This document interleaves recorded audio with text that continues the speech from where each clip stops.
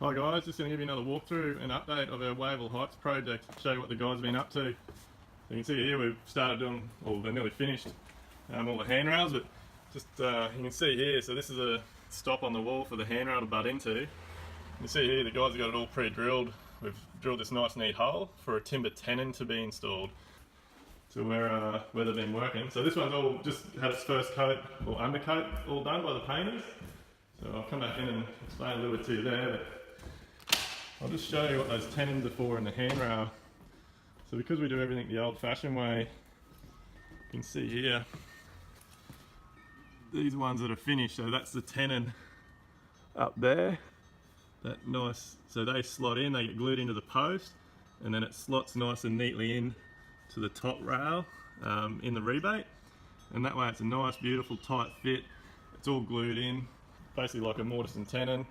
And then we put some stainless steel nails in each side just to hold the top from twisting. But by using the timber tenon, we're not relying completely on the nails or a screw. You've actually got a nice solid timber fixing.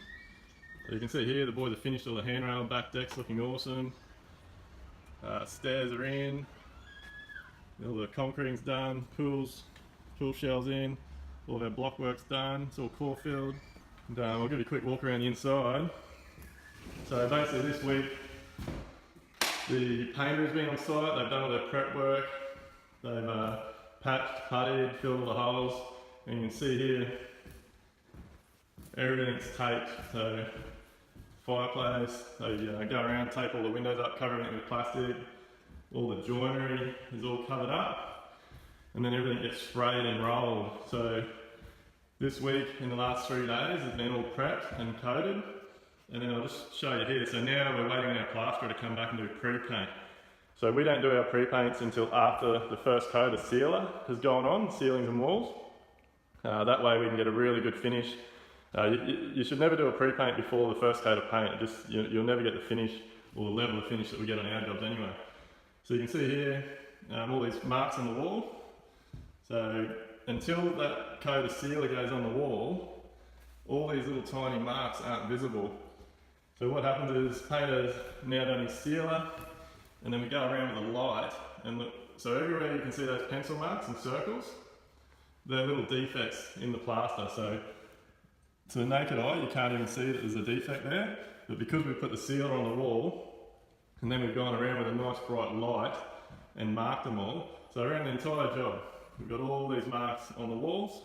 Now, next Tuesday, the plasterer will come back here and do what's called a pre-paint. So he'll go around, we actually put some dye into his plaster, and he'll go around everywhere that we've got those marks on the walls, like you can see them everywhere. The entire job looks like a Dalmatian at the moment.